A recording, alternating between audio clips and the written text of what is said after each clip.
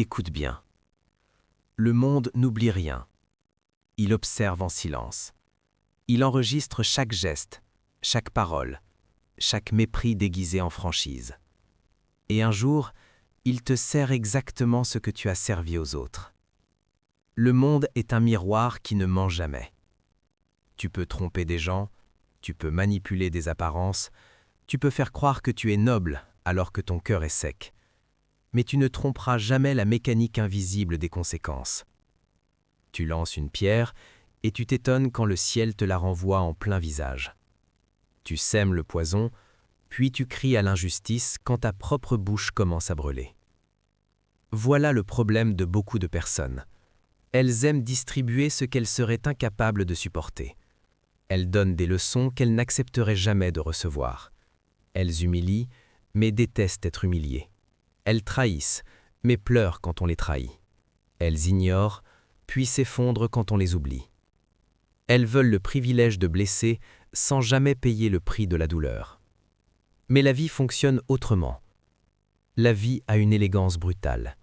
Elle ne crie pas, elle ne menace pas, elle ne prévient même pas. Elle attend. Puis elle remet chaque chose entre les mains de son propriétaire. Tu as servi du froid, tu recevras l'hiver. Tu as semé le doute, tu vivras dans la confusion. Tu as nourri la haine, tu découvriras un jour qu'elle a grandi sous ton propre toit. Tu as méprisé les autres, prépare-toi à goûter l'indifférence. Ce n'est pas une punition, c'est un retour à l'expéditeur.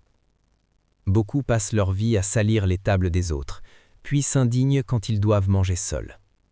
Ils servent l'amertume dans des verres précieux, avec élégance, avec sourire, avec style.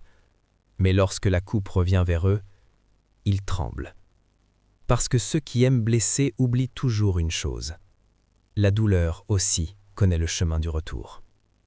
Si tu n'aimes pas le goût de ce que l'on te rend, regarde attentivement ce que tu as déposé dans l'assiette d'autrui. Ce que tu donnes voyage.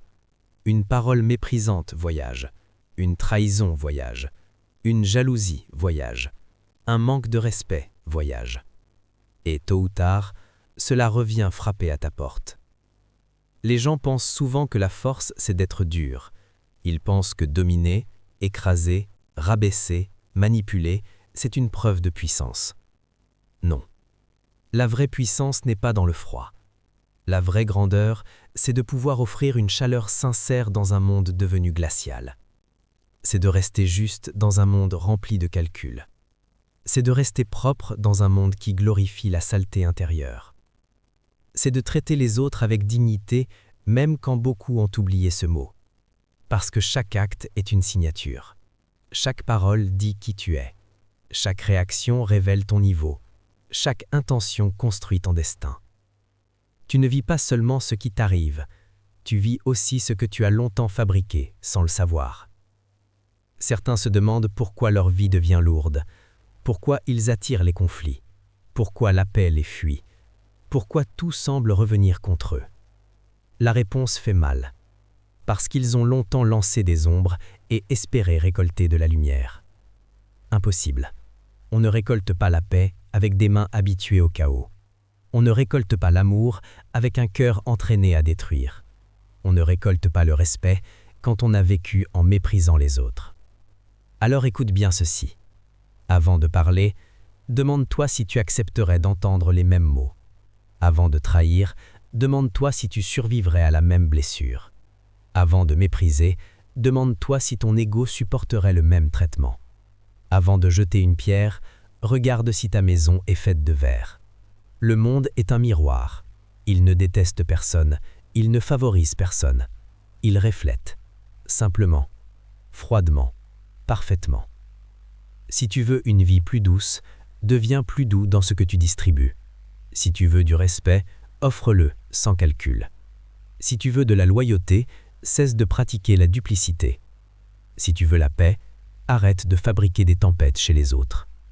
Apprends à savourer tes propres actes, car un homme finit toujours par dîner avec ce qu'il a lui-même cuisiné.